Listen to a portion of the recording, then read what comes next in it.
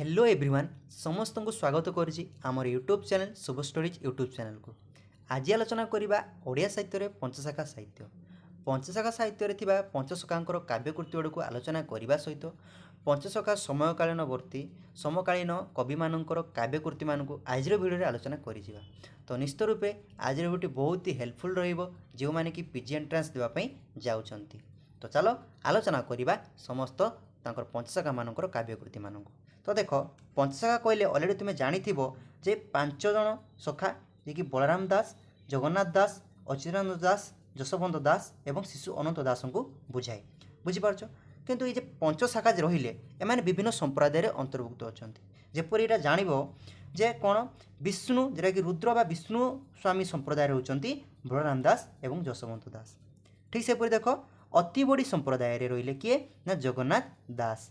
तापर सेपरी निम्बार्क संप्रदाय जे कि निम्बार्क संप्रदाय होती किए रे ना अच्युतानंद दास एवं रामानंद संप्रदाय होती शिशु अनंत दास।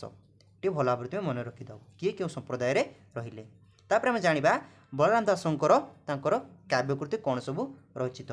देख बलराम दासर देख कौन कौन सब रचित होती काव्यकृति ना लक्ष्मी पुराण, बट्ट अवकाश, भाव समुद्र, कांत कोइली, मालश्री, भागवत गीता, गुप्त गीता, वेदांत सार गीता, आउ कौन ना ज्ञान उज्ज्वलमणि गीता, सप्तांग जगसार गीता, तापरे ब्रह्मांड भूगोल, आउ कौन बौला अध्याय, बेढ़ा परिक्रमा, पणस चरी, मृगुणी स्तुति, विराट गीता एवं 36 गुप्त गीता एवं अमर कोश गीता। देख ये सबू काव्यकृति बलराम दास द्वारा सब रचित। टे भल भाव तुम्हें मन रखिदेव। तापर देख तांकर गद्य रचना जे थिला बलराम दासंकर गद्य रचना कौन ना ज्ञान चूड़ामणि और जगमोहन रामायण। जगमोहन रामायण तांकर होची गद्य रचना। बुझीपारछ।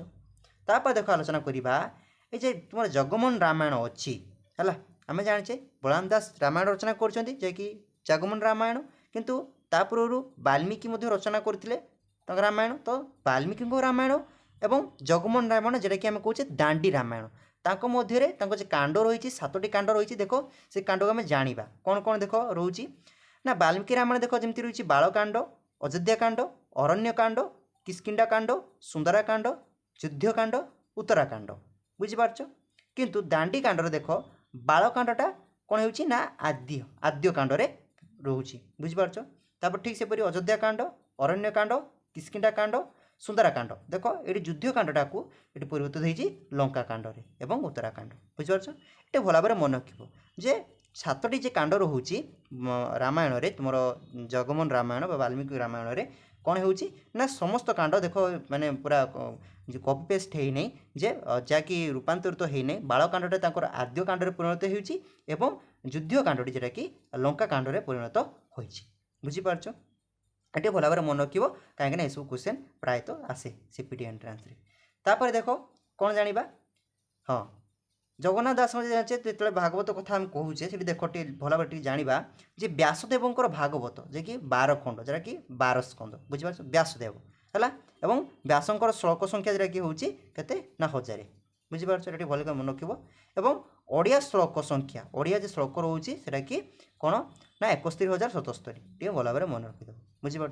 तापर आम देख जाना जगन्नाथ दास विषय जाना जगन्नाथ दास रोचे प्रमुख काव्यकृति को देख कौन सब रोचे ना देख जगन्नाथ दासंकर जे कि शैवांगम भागवत, शून्य भागवत, श्रीनाम चंद्रिका, ब्रह्मगीता, उषा परिणय, गज निस्तारण, हाँ भागवत, गुप्त भागवत, तुलाभीणा, गुप्त गीता, प्रमोद चिंतामणि, हरिणी स्तुति देख आ कौन अच्छी आहरी देख सेपरी उद्धव जनान है पशा पर्व, कालीय दोलन, पंचभूत गीता, रुक्मिणी मालिका, कली मालिका, पाहांती अवकाश है पद्मकल टीका आउ कौन ना दही खेल आहरी देख सेपरी देख अकुर बोली है भक्त चंद्रिका, पाषाण दोलन, गुंडीचा विजे, भविष्य मालिका, इंद्र मालिका है दीक्षा संवाद, इतिहास पुराण है 16 चौपदी। ये सबू जगन्नाथ दास द्वारा रचित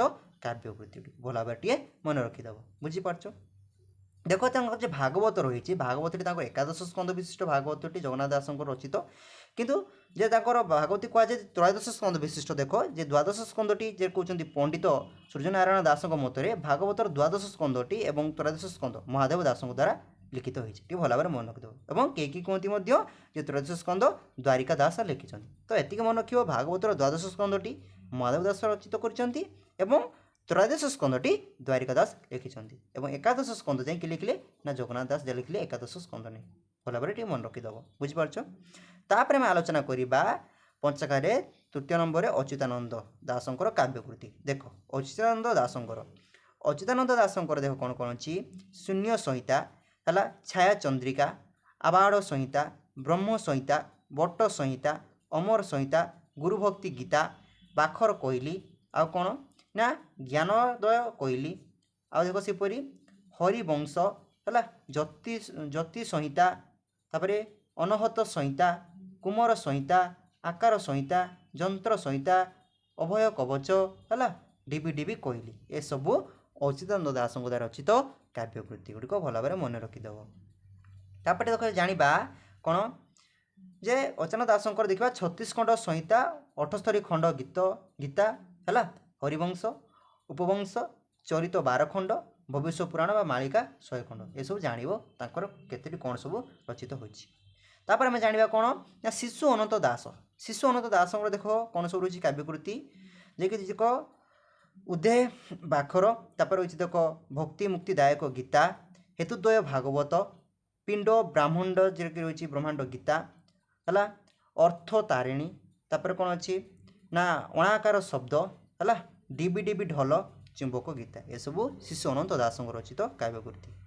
ତାପରେ ଦେଖ ଠିକ୍ ସେପରି ଜାଣିବା କ'ଣ ଯଶୋବନ୍ତ ଦାସଙ୍କର ଦେଖ ନା ଶିବ ସ୍ୱରଦ୍ୱୟ, ପ୍ରେମ ଭକ୍ତି ବ୍ରହ୍ମଗୀତା, ହେତୁଦ୍ୱୟ ଭାଗବତ, ଅନେକ ଭଜନ ମାଳିକା ମଧ୍ୟ ସେ ରଚନା କରିଛନ୍ତି, ଆଉ 84 ଆଜ୍ଞା ଏବଂ ଗୋବିନ୍ଦ ଚନ୍ଦ୍ର ଗୀତା ଏସବୁ ରଚନା କରିଛନ୍ତି ଯଶୋବନ୍ତ ଦାସ। ବୁଝିପାରୁଛ।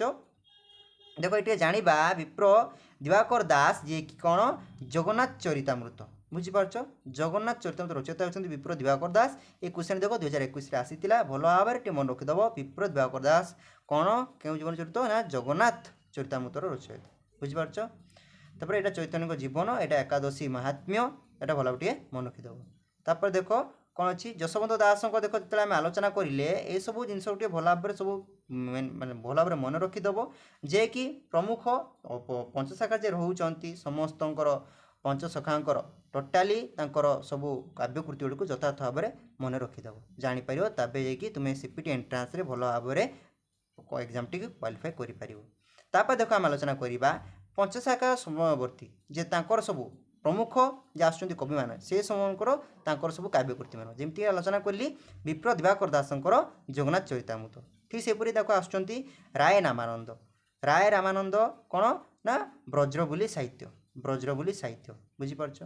ଠିକ୍ ସେପରି ଦେଖ ମାଧବୀ ଦାସଙ୍କର ଦେଖ କ'ଣ ଅଛି ନା ବୈଷ୍ଣବ ଲୀଳାମୃତ। ବୁଝିପାରୁଛ, ବୈଷ୍ଣବ ଲୀଳାମୃତ ହେଉଛନ୍ତି ମାଧବୀ ଦାସଙ୍କ ଦ୍ୱାରା ରଚିତ। ଟିକେ ଲେଖିଦେବ ବୈଷ୍ଣବ କ'ଣ ଅଛି ନା ତାଙ୍କର ହେଲା ବୈଷ୍ଣବ ଲୀଳାମୃତ। ବୁଝିପାରୁଛ।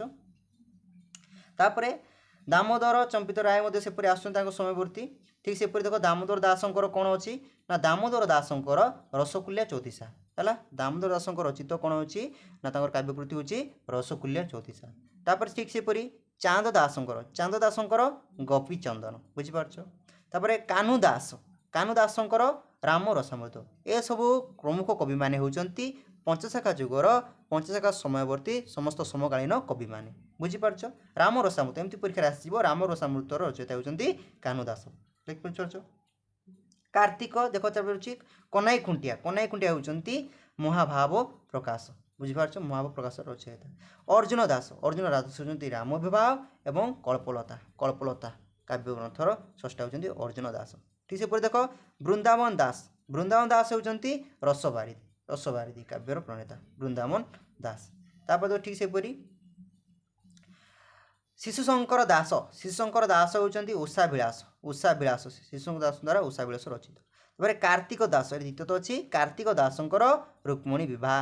ତାପରେ ଠିକ୍ ସେପରି କୃଷ୍ଣଦାସ କବିରାଜଙ୍କର ଚୈତନ୍ୟ ଚରିତାମୃତ। ତାପରେ ପଦ୍ମନାଭ ଶ୍ରୀଚନ୍ଦନଙ୍କର କ'ଣ ଶଶୀ ରେଖା।